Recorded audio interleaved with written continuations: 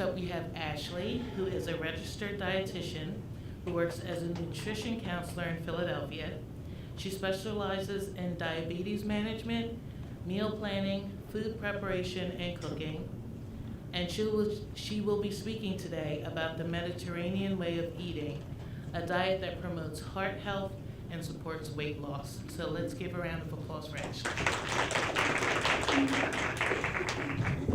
How are you doing today, everybody? Okay, I'm gonna get this out of my face. Okay, so yes, I'm a nutrition counselor in Philly. I work with Independence Blue Cross employees, SEPTA employees, so I've seen an array of diet habits, and overall, everybody really needs to see what a balanced diet looks like.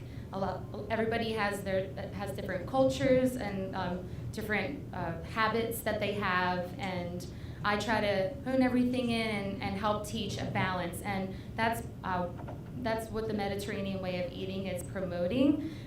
It might sound a little different, like the Mediterranean way. That's not America, but it is a healthy balance of foods that just with an emphasis on certain foods that they will eat in the Mediterranean region. So the agenda for today, what is the Mediterranean way of eating? I will go over the health benefits of Mediterranean way of eating, give a portrait of a healthful diet, which includes the pyramid of the Mediterranean diet. I will give the features of the Mediterranean diet, which breaks down all the food groups that we should include in different types of foods. And we're gonna have a recipe and sampling of the recipe that I made today for you to try. So here we go.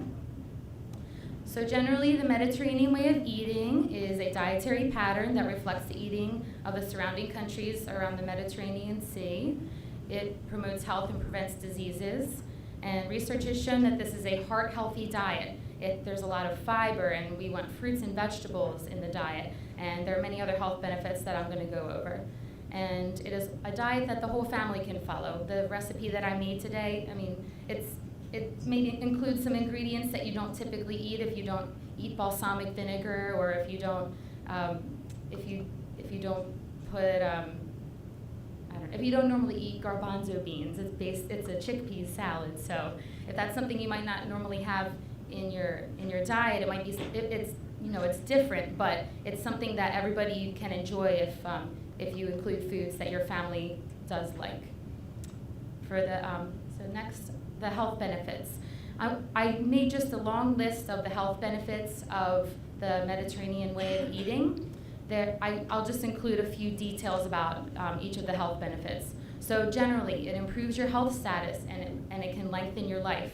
And the next several bullets are ways that it will do these things. It will aid in weight loss and weight management. There's a lot of fiber in these foods. Beans have a lot of fiber, nuts and seeds. It improves brain function. It promotes a lot of seafood, so fish and other seafood have omega-3 fats, and that improves cognitive function, and which improves your brain function and also wards off dementia. So you'll see on the next slide, it wards off Parkinson's disease and Alzheimer's disease.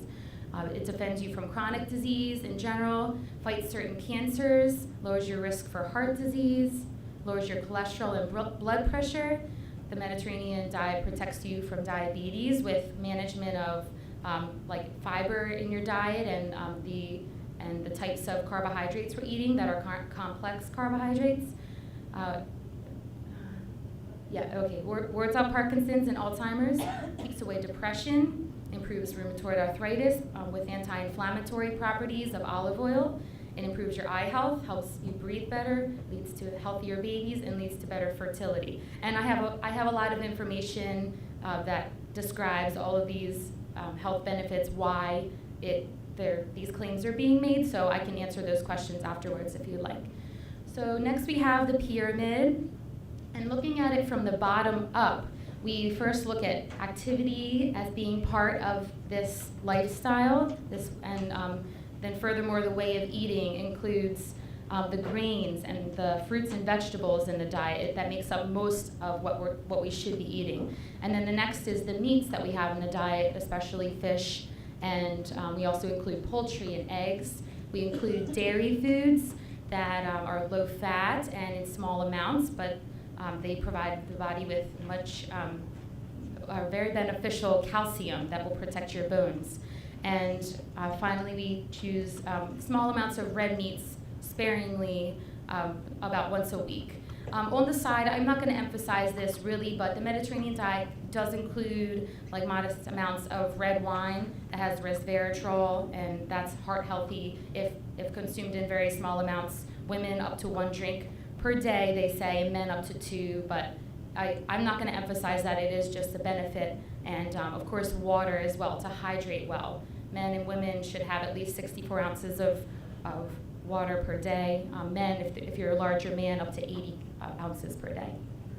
Okay, so just to go into a little bit more detail of what I just described in the food pyramid. It's an emphasis on physical activity, daily healthful practices that are going to improve the mind and the body. So looking for your own ways to be more active it is part of this lifestyle. And enjoying the pleasures of food in the company of your family and your friends, that contributes to your good health. And next we have the features, continuing with the portrait of the healthful diet. There's a high amount of minimally processed food, such as fruits, vegetables, and whole grains.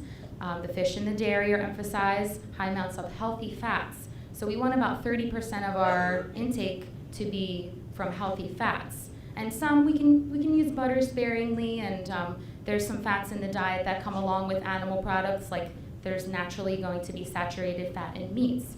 So the meats in smaller amounts is also recommended. So we have our main fat of olive oil that we're going to cook with, and then olives and nuts are also great sources of healthful fats. And this diet, it really does not include highly processed and refined carbohydrates. That is all part of how we're warding off chronic diseases. And we're also staying away from trans fat in the form of partially hydrogenated oils that you'll see on the ingredients list in foods. And we also want to avoid sugar-sweetened beverages. So let's break down the Mediterranean diet and look at each of the food groups. So we want to eat primarily plant-based foods. Grains, fruit, and vegetables are going to be the largest part of what we want to eat, a largest portion of the diet. The plant-based foods they provide optimal nutrition and weight control. They provide your body with energy. You're going to get a variety of vitamins and minerals with all the different colors of the fruits and vegetables. And there's valuable fiber in your fruits and vegetables, as well as the whole grain of your grain foods like breads and cereals and pasta. We have a high amount of antioxidants in fruits and vegetables. Those are natural substances that may prevent or delay some types of cell damage. We want antioxidants to fight these things called free radicals in the body. Those are naturally produced through our metabolism. So we want these antioxidants to rid our bodies of this so that it prevents abnormal cell growth in our bodies. And like I said, the fruits and vegetables and whole grains are a great source of fiber. It promotes a healthy digestive system. There's soluble and insoluble fiber that I'll describe, and it has cholesterol lowering ability. Okay, so the first group is grains. The majority of grains should be whole grains. Those have fiber, antioxidants, and B vitamins. The picture here shows the anatomy of a whole grain. So we have the white part, that's the starchy endosperm of the wheat or the other type of grain. That's what we're gonna make flour out of, and we can either choose to have a grain that's like a flour that's a white flour, or we can choose wheat flour. And the wheat flour is made from the whole grain that includes this bran layer. This is like a cross section, so the bran layer is actually covering the whole grain, whether it's rice or wheat or whatever, and that is where the valuable nutrients are that is milled off if we eat refined grains. So you have the wheat flour that makes our wheat bread and wheat pasta whole wheat, and when that is milled off, the only part that's left is the starchy part that makes the white flour and the white food products. And the germ is is a little part of it that has protein and some healthy fats in there. So we have a variety of grains that we might want to try: wheat, oats, rice, rye, barley, and corn. And we want to look at the food label and choose choose foods with dietary fiber of 3 grams or more.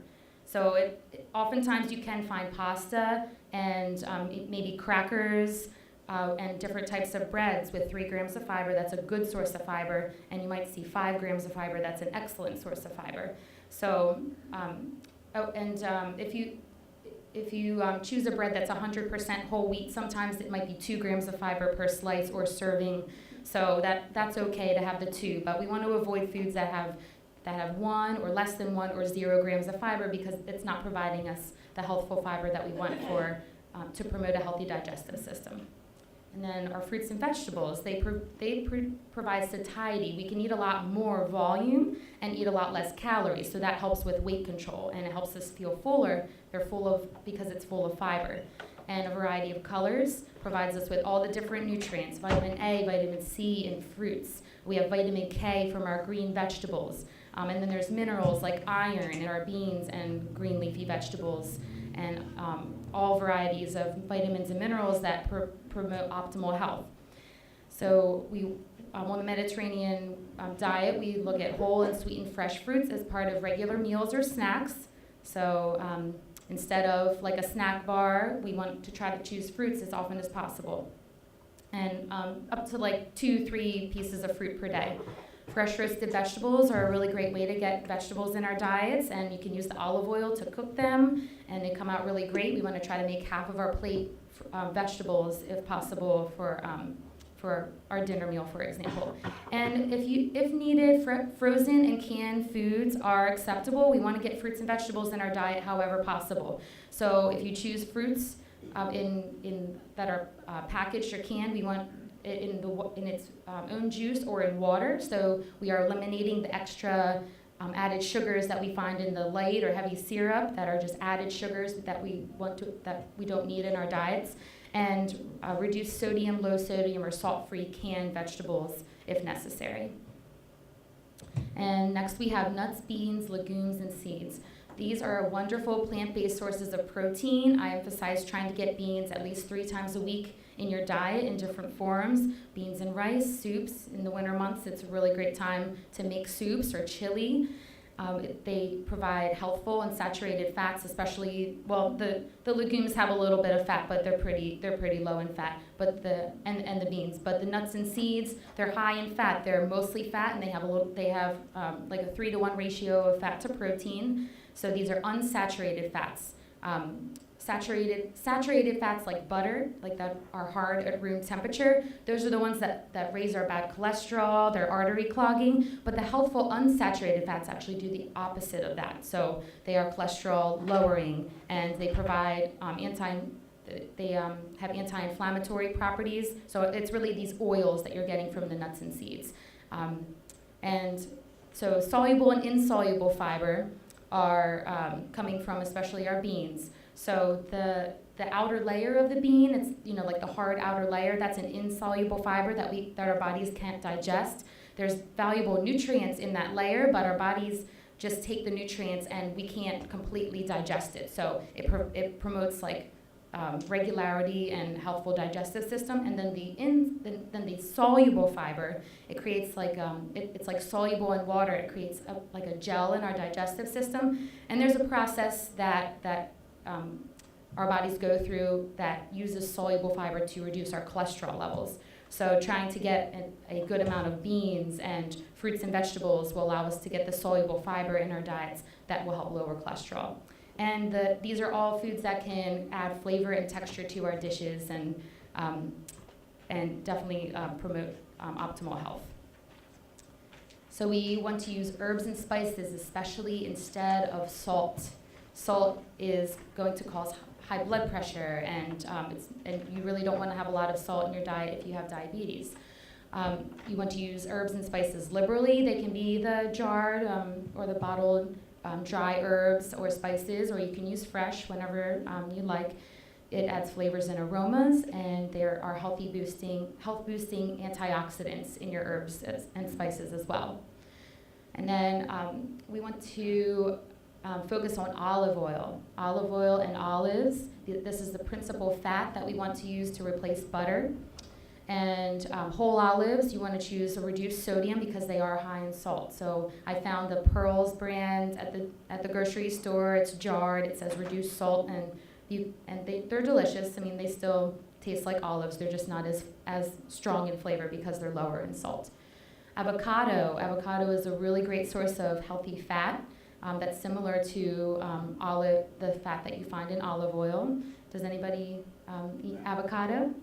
Yeah, awesome. Avocados are an excellent source of fiber, vitamin A, and potassium. Really, really great food. You can put on eggs in the morning or in your salad. Really delicious. Or make guacamole. So olive oils, you can use it in different forms of cooking, sautéing, baking, roasting. Roasting to a point I'll explain, and broiling. Maybe not broiling, I'm sorry, I should have put that on there, but I'll explain. So it's going to add flavor to dishes and the healthy fats that we want in the diet. So you want to use olive oil at medium heat cooking. There's a point called the smoke point that is produced when an oil is heated to a certain temperature, and olive oil has a lower smoke point than other oils that we can use for cooking. So you want to use olive oil most of the time if you cook on the stovetop at medium heat, or if you cook in the oven up to 400 degrees, or so 400 degrees or lower to cook with the olive oil is ideal. The roasting temperature is 400 degrees, so you can get away with like a roasting of vegetables at 400 with olive oil, but if it's any higher with broiling, that would be a case where you'd want to use grapeseed or canola oil, because canola and grapeseed are better for high heat cooking. So if you're stir frying on the stovetop, you want to use canola or grapeseed oil, or if you're using a higher temperature in the oven. And we want to use olive oil for salad dressing, so we can make vinaigrettes with different types of vinegars. Balsamic vinegar is delicious. And we want to store our olive oil in a cool, dark place so that it lasts longer and it doesn't, so it lasts longer. All right, so moving on to meat. We have meat and eggs that are emphasized in the Mediterranean way of eating. There's an emphasis on the fish and shellfish, like I talked about, rich in the omega-3s. Some examples of these fish that we want, that are sources of omega-3s that we want in the diet are tuna, salmon, sardines, those are more common, herring, mussels, clams, and shrimp. And there may be a concern about shrimp raising cholesterol, but the omega-3s and other compounds in shrimp called sterols, they actually, those fats in that compound actually work against cholesterol, like it lowers cholesterol. So eating shrimp in moderation, like maybe a serving of 3 ounces of shrimp, that might be like 3 or 4 pieces of shrimp. That is an acceptable amount, even if your cholesterol levels are like borderline high or kind of high. Just to get those omega-3s in your diet is most important, and it really doesn't affect our cholesterol as much as we might have thought that it did, as new research has described. And we also want to include poultry and limit red meats to 1 time per week. Eggs are high quality proteins, and I recommend that you have an egg up to 5 times per week, but only 1 at a time. Eggs are high in cholesterol, and we should limit our cholesterol to 300 milligrams of cholesterol per day that we consume in the diet, and an egg has about 185 milligrams. So if we eat 2 eggs, we are over that 300, and then we also eat other foods that contribute cholesterol to our diet. So we want to try to just have 1 egg at a time if possible. And having meat in smaller amounts is a really important fact as well. And as Americans, we eat a lot of meats. We focus on meat as the primary part of the meal. But if we try to stick to about 3 ounces of meat per meal, that is most ideal so that we're not over-consuming protein. We want to get ample protein in the diet, but we really don't need as much as you may think or as it seems because of our American culture. And we want to choose lean cuts as often as possible, less marbling, and so leaner cuts of meat. And moving on to dairy foods, we have milk, yogurt, so you can choose the Greek yogurt that's higher in protein, and plain yogurt, so if possible, the unsweetened is most desirable and recommended. Maybe add some fruit to it if you like, and smaller amounts of a variety of cheeses. So we want to get these calcium-rich foods that are low in fat, and we eat them in smaller amounts to get that calcium in our diets to promote bone health. And finally, we have sweets. Fruits are a regular treat in the Mediterranean way of eating. Fresh figs, oranges, pomegranate, grapes, and apples. And sweetened desserts are consumed in smaller amounts and less frequently. So this is all improving our chances of better blood sugar control to prevent or improve our diabetes,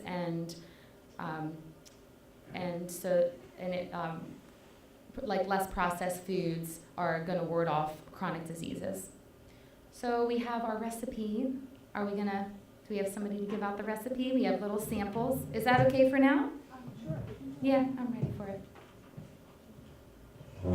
So this is the recipe that I brought in today, the Mediterranean chickpea salad. It's really easy. You do use canned beans for this, so it's more convenient than soaking the dry beans and cooking the dry beans. But by all means, if you do that, please do make the garbanzo beans or chickpeas, same thing, from the dry beans if you can.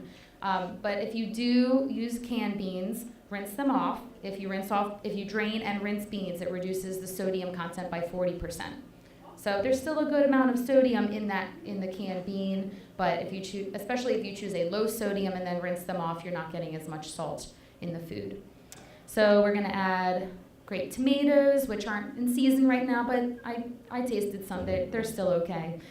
Diced up cucumber, onion, and mozzarella cheese is one of the cheeses that we want to eat in the Mediterranean way of eating. A low-fat version is preferred, and then we add lemon juice, olive oil, balsamic vinegar, and then you can add parsley, dry or fresh. It's really delicious, and I think you'll like it.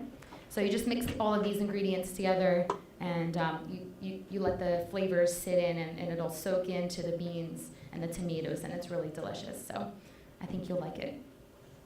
So as many of you saw, I have a lot of resources back there. There's the eight simple steps for good health, and that's a compilation of all the tips that I talked about today and all the facts about the Mediterranean way of eating, as well as the slides that I have here. And there's a really great shopping list that gives you a good inclusive list of all the different foods and all the different food groups that you might want to choose at the grocery store.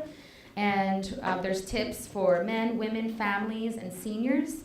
And we have the Mediterranean Food Pyramid. And then I used a website called oldwayspt.org. There's some really great recipes, and it's a really nice website that has more information on the Mediterranean way of eating if you are interested.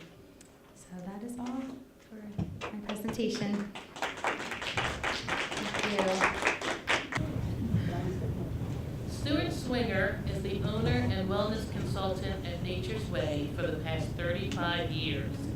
He has a Bachelor of Science in Nutrition and Dietetics from the University of Delaware, and he is also certified in Applied Clinical Nutrition from the University of Pennsylvania, and he's done post-grad studies in clinical nutrition at the Fordham Page Clinic, so he knows what he's talking about. Today, Mr. Swinger will be speaking about foundational health, and if you would please take a moment to welcome Mr. Swinger.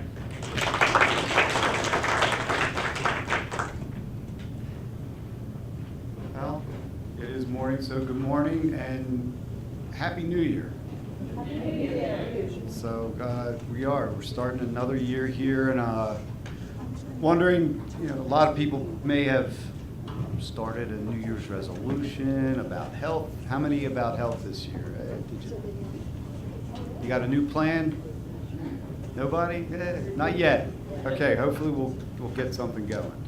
But it seems like in the beginning of the year, everybody starts taking notice of things, and we want to do things better and take better care of ourselves. So today, I thought, let's talk about the foundation, the basics. There are some good basic rules of good health. First of which, good food. It's a good place to start. So healthy foods. These are some local seasonal foods.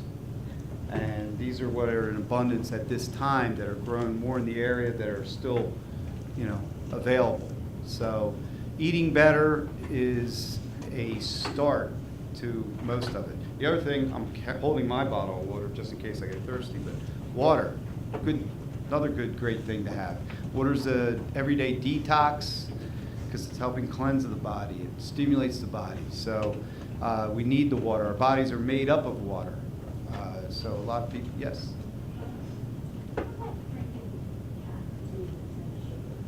Well, decaf tea, yeah. I mean, depending on the tea, if it's a good tea, it depends because I'm not sure how they decaf it. So if they use a water process to decaf it, fine. But otherwise, they use chemicals.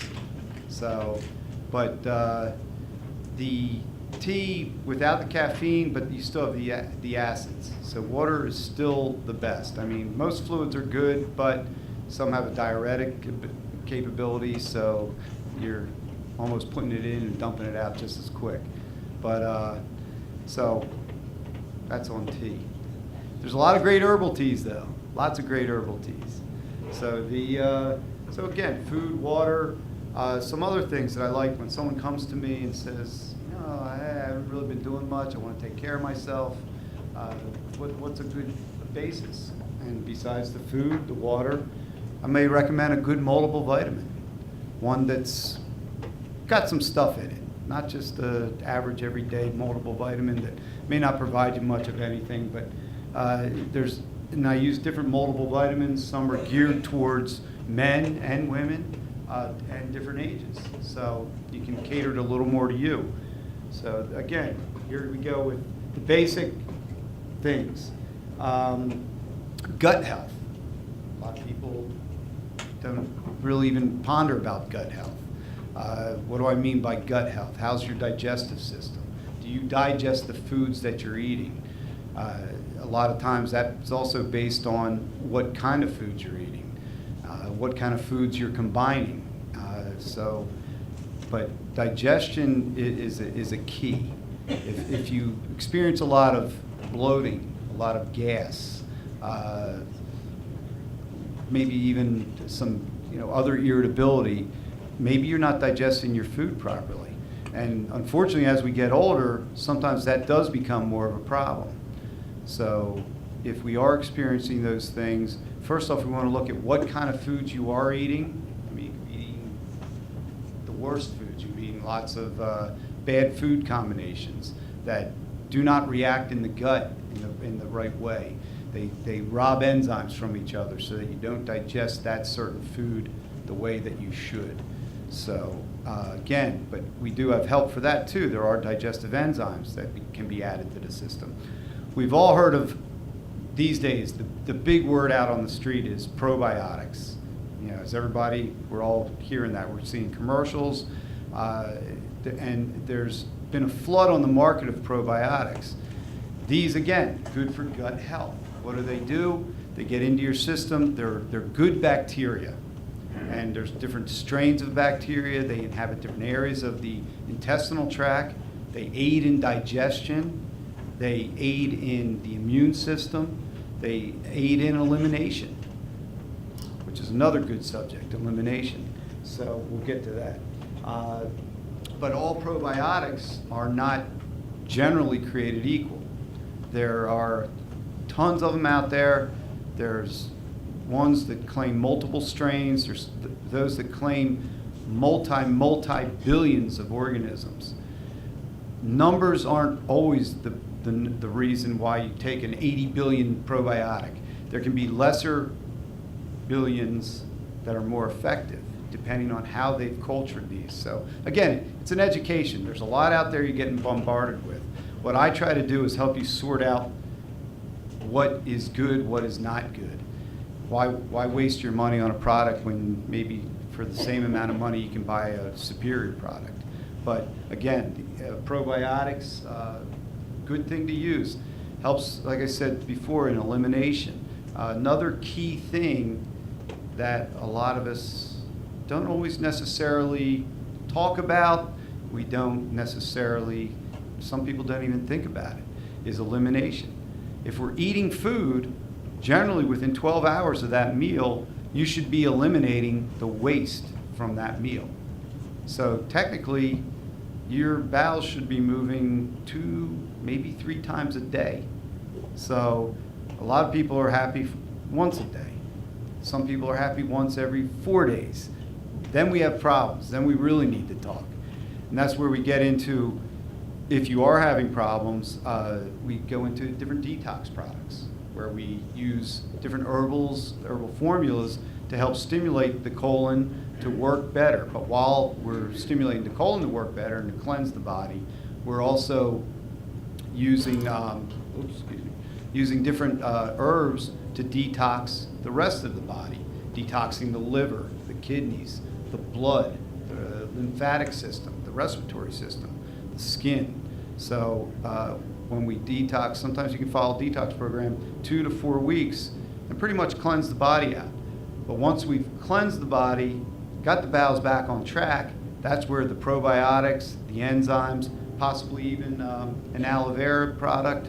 Aloe vera is very cleansing to the body, very regulating to the body, very healing to the body. So again, another thing to add in. So everything's kind of stepwise depending on what your health needs are. Some people, very healthy, but if we want to stay that way, especially this time of year, we're going through the winter season, a lot of flu out there. And in Delaware alone, we've had quite a few deaths already from the flu. There's a lot of colds out there. Seems like everywhere I've been in the last 2 to 3 weeks, people have been sick. People sniffling, coughing. I was at a group meeting last night. I couldn't tell you, I bet 25% of the people there were coughing and sneezing and rubbing their noses. And so, again, how do we combat all this? Eating better, eating healthier, drinking more fluid, keeping the system clean, and then, you know, the basic. We have did I bring a bottle? Yeah, I have a bottle of vitamin C that we have floating around out there somewhere. I think we're going to work on later.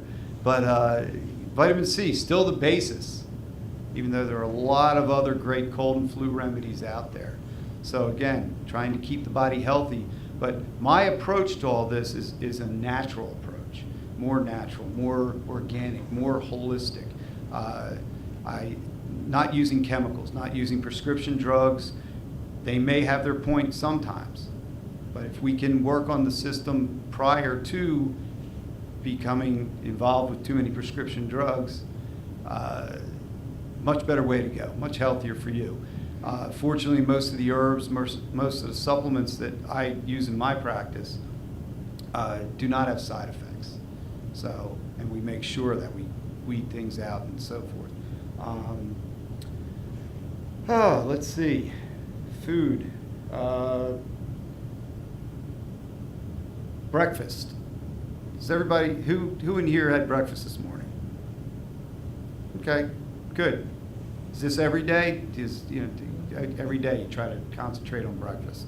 A lot of people don't eat breakfast.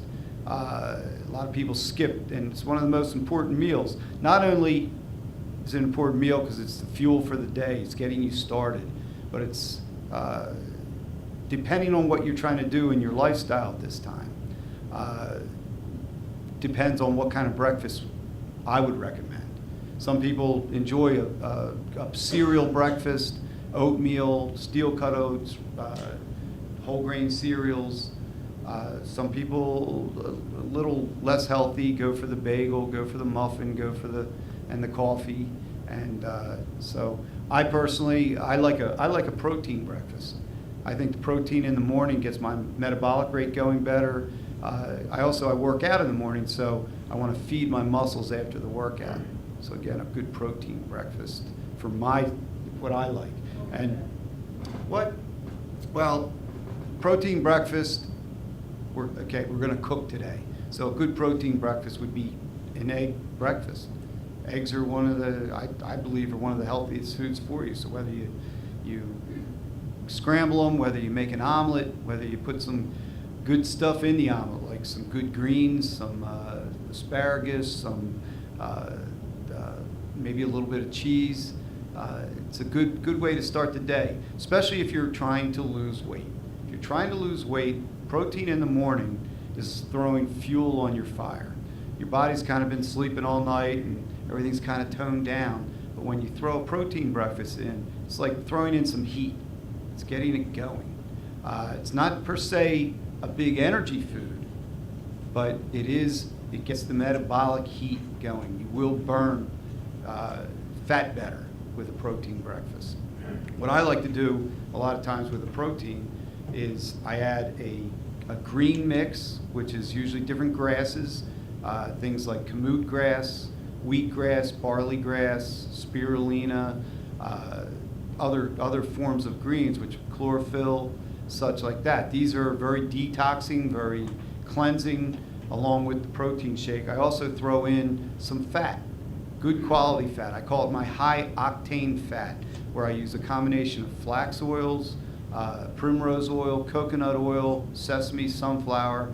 Put about 14 grams of fat in a shake. And some people sometimes say to me, but I'm trying to lose weight. Why do I want to put more fat in? Well, this is a different form of fat. This fat, you will burn better, more energy out of this fat than out of carbohydrates. But the other thing is that a lot of times when we're putting this good fat in, it's helping our bodies, it's aiding our bodies to burn the fat we want to get rid of. So, and one other thing too, along with all the diet, with possibly supplementing your diet, exercise program. I mean, that's what a lot of us are trying. New Year comes, I'm going to get to the gym. And I heard a joke the other day. It was a business opportunity. Excuse me. It was a business opportunity, great business opportunity. It said for the first 2 weeks of the year, this person said, open a gym. And it called resolutions. After 2 weeks, turn it into a bar for the rest of the year. I mean, I thought that was kind of funny, but but we don't want to do that. Hopefully, if you get on a program, and exercise, it doesn't have to be a killer program. A lot of people, walking, awesome exercise, especially if you do it 5 or 6 days a week, and walking for 45 minutes to an hour. So, again. So I've just flown through the real fundamentals, the basics of a few things. And a lot of times what I like to do, I like to find out, are there any specific questions, anything that I could maybe clear up today? What foods would you recommend not combining because of what you said, they rob whatever from each other? There's, you can find a good food combining chart a lot of times on the internet. If you Google it, you should be able to get. But the basics of that is, and it's a lot of the ways we eat now. Like for lunch, a lot of people, what's lunch? Lunch is a sandwich with some type of protein on it. Turkey, chicken, tuna, things like that. Well, technically in food combining, the bread and the protein doesn't mix. So it takes away from each other. Protein goes better with a vegetable, with greens. A lot of times if I eat a protein meal, I usually have a vegetable, and I always have, especially at dinner, I always have a large salad at the end of my meal. So I'm basically eliminating the carbohydrates. Now on the other hand, if I'm doing a more, let's call it a carb breakfast or dinner, where I'm using beans, rice, we'll mix that with some greens and leave it at that. I won't put like a meat protein in on that. Melons, for instance, the rule with melons always was eat them alone or leave them alone. They don't mix with a lot of things. A lot of times you get that nice little melon dish before a meal. I might eat the pineapple because that has digestive enzymes in it. It might help my protein, but usually melons I try to just eat them by themselves. So that's just some basics on food combining. Something else? Yes? Wheat toast with peanut butter every morning for breakfast. Uh-huh. Is that good? if you're, okay, again, with food combining, it's bad if you find yourself bloated all the time after you eat a certain meal. Like personally, myself, I found that when I made a protein shake and put fruit in it, I was always bloated until I took the fruit out and ate the fruit by itself 2 hours after the shake. But as long as you're okay with the wheat toast and the peanut butter, I mean, that sometimes can go together because the fat in the peanut butter kind of slows all the digestive process down and you get a little better shot at it. Right. Well, as long as it's filling you up, that's fine. As long as you're getting better quality calories in. Right. I mean, I think one of the reasons why I more enjoy the protein shake in the morning is I'm generally not all that hungry in the morning. So it's much easier just to throw some protein, some water in a shaker cup with my greens, with some fat, shake it up, drink it down. Maybe take a multiple vitamin with that. Get my day started that way. So that's works. Yes? You know, the rule on eggs, there is no rule on eggs. Every time they come out and tell you how bad eggs are, they come out and tell you how good eggs are.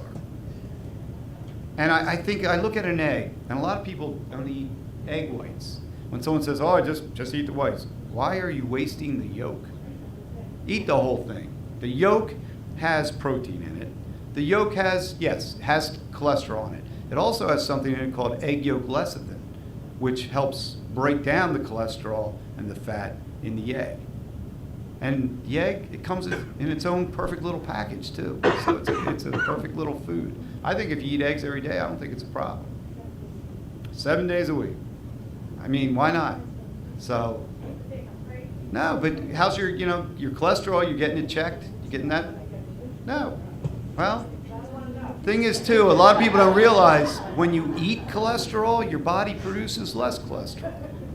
So, you had a question. Can you talk more about the aloe vera, how to use it? Sure. What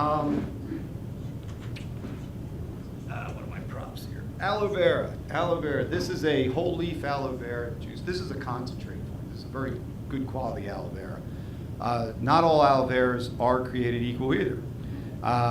There's an aloe vera that I'm familiar with on the market that claims it tastes like spring water. And when it gets tested, sometimes the people testing it look at it and say, maybe it is spring water. But it does, what they do, they leave the sulfur in that aloe. Sulfur is a natural anti-inflammatory. So if you're taking it for an inflammation or something, you will get that effect, but you won't get all the other benefits of good aloe vera. But when you use aloe, and this one for instance, maybe 2, 3, 4 mornings a week, I do a shot of it in the morning. And I take a probiotic. I don't do a probiotic, one I'm pointing to over here, every day because my system doesn't need it. But when you do aloe, I do a shot glass, 1 ounce of aloe. That my little probiotic, I got my day started. First thing in the, get everything cleansing, going through, working right, re-inhabit the gut. So, but aloe can be used for a lot of things. It's kind of regulating, so that when you, if things aren't working properly, maybe your bowels are a little too loose, maybe they're a little too firm. The aloe has an effect where it gets everything just kind of smoothing through. It's also very healing. People with different situations, some more severe like colitis, diverticulitis. These are inflamed states in the gut. Aloe can be very healing, very soothing. Even irritable bowel syndrome, which is highly diagnosed. And it's highly diagnosed because usually when you go to your doctor, you have gut pain. Obviously, you're in pain, so there's something wrong. They'll scope you, they'll check you, they'll do all the things, and they don't find anything. Then they call it irritable bowel, because obviously you're irritated. So, but what do you do for it? My first thing is aloe and a good probiotic. So gets in there and reestablishes everything. So other things, aloe is also anti-inflammatory. Joint pain can help that as well. So yeah, people use it, skin, hair. I use it as an aftershave. So it's good. It's sort of a toner. It tightens up the face. Is that something you mix with something else, or you just take that straight? Oh, some people mix it. I take it straight. It's bitter. It's meant to be bitter. This one is. They do make some versions where they put papaya juice in it, makes it a little tastier. So you can find better tasting now. You could put it in a little juice, but I usually like it straight up, just so works. I didn't follow you when you mentioned something like 4 grasses.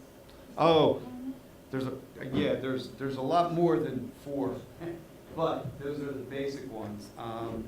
There's kamut is one of the grasses, wheatgrass, barley grass, lemongrass. They have more an herbal effect. They may not put it in a greens blend, but then they use spirulina, which is a cyanobacteria. It's a blue-green algae. They use chlorophyll, a lot of times derived from alfalfa. So they do a blend of these, and a lot of times they'll blend in different fruits and vegetables. Maybe just a little more emphasis on the vegetables. Some companies blend in fruits. But, a scoop of this in the protein shake turns it a lovely green, but it's detoxing. It's starting to cleanse your body on a daily basis. I mean, you can go deeper on cleansing, but this is on a daily basis. Helps the immune system, so helps the liver, kidney, everything works. It's just a nice prevention to use every day. So. What is your source of protein in the protein shake? My favorite source, I do mix it up, but my favorite source, because of its availability to the body, is whey protein. A lot of times, though, I will use a blend of, there's a rice, chia, pea protein, hemp protein, those 4, hemp, chia, rice, pea protein. There are some combination proteins with that in it. Sometimes I'll use part whey, part vegetable protein.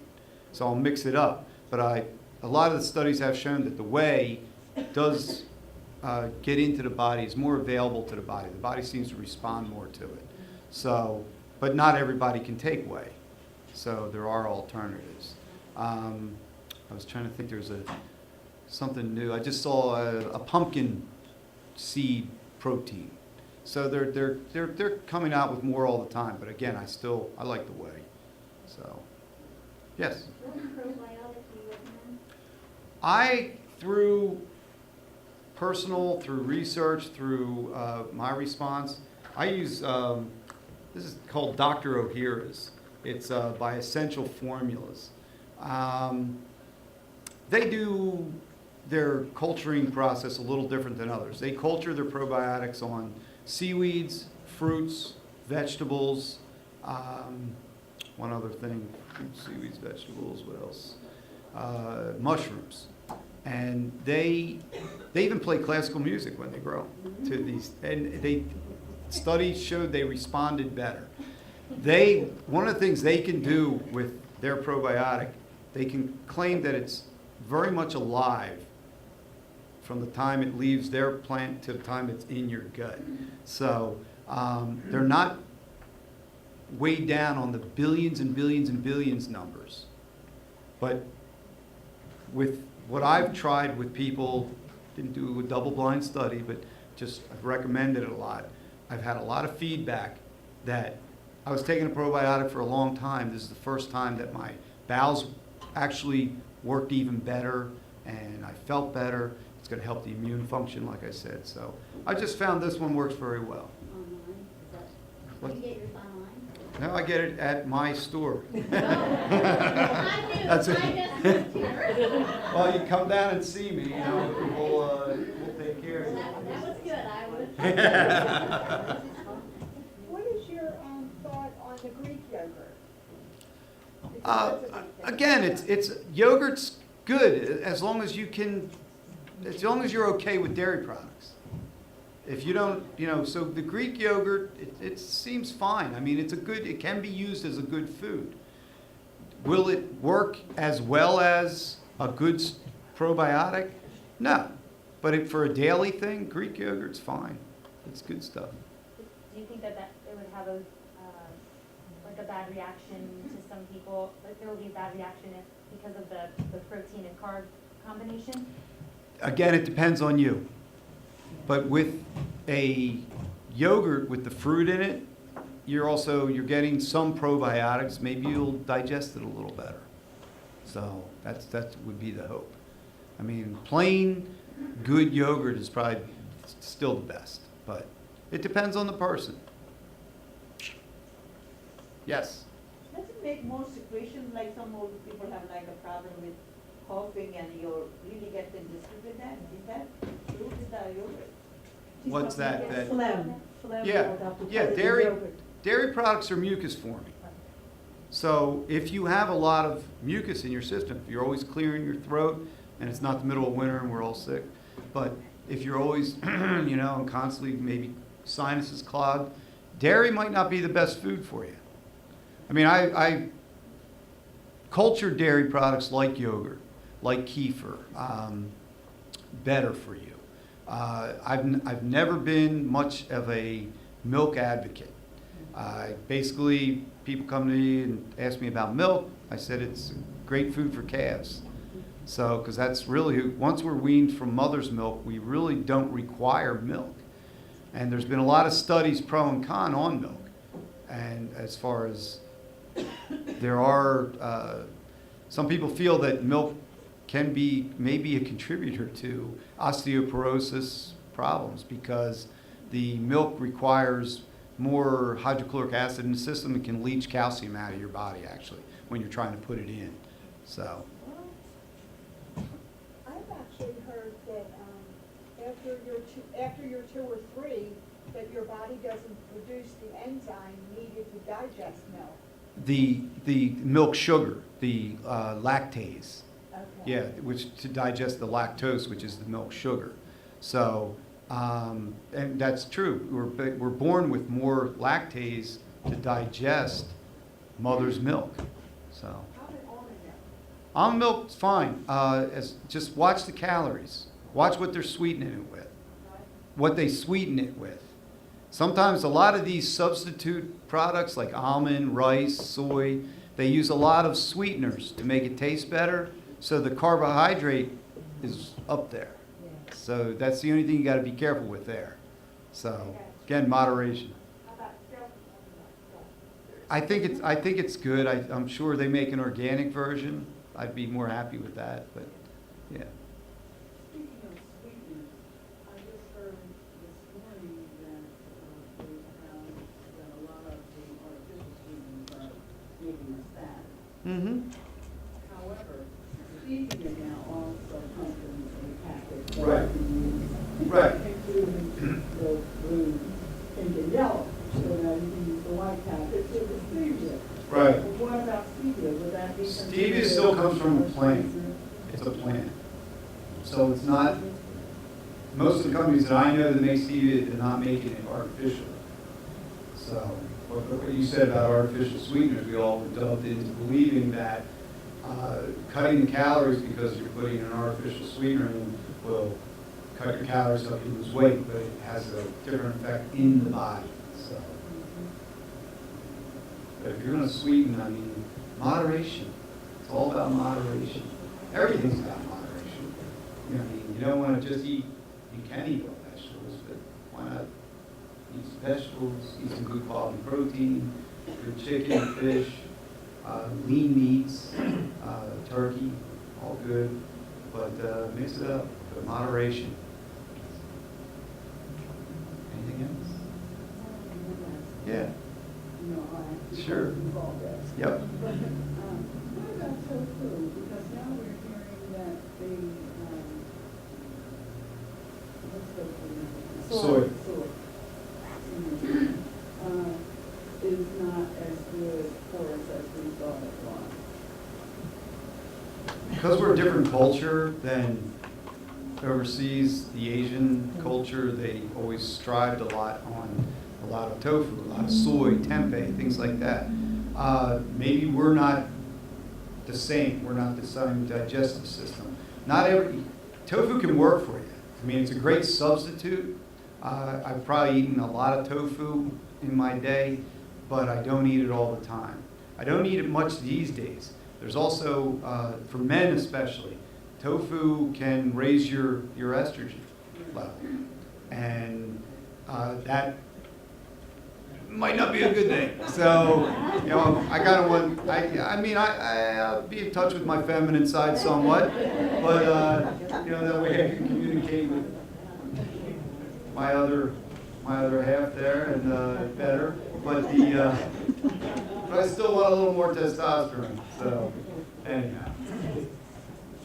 Anything else to say? Did you bring a business card since I knew? Yes, I have a box of magazines in the back. We do a monthly magazine. My business card is on the bottom of that. I also threw some old gift cards that have my business card on there. I just threw them in.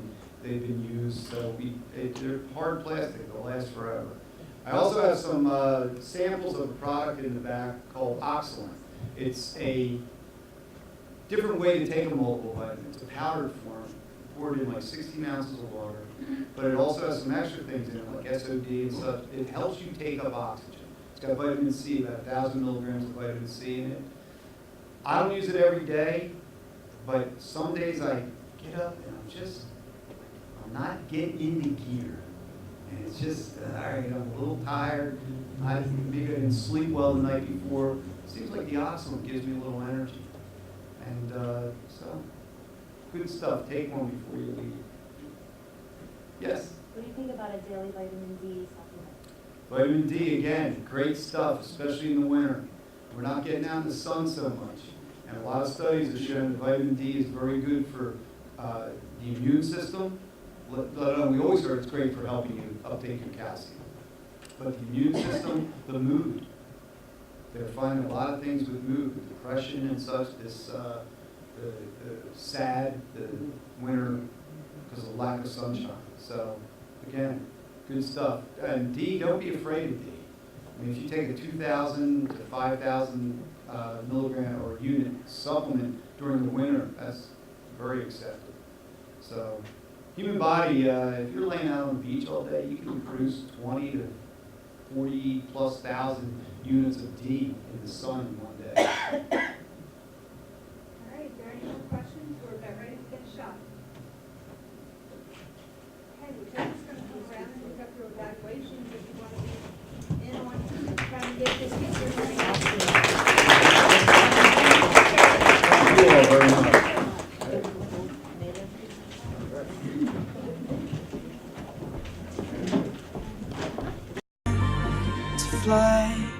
To fly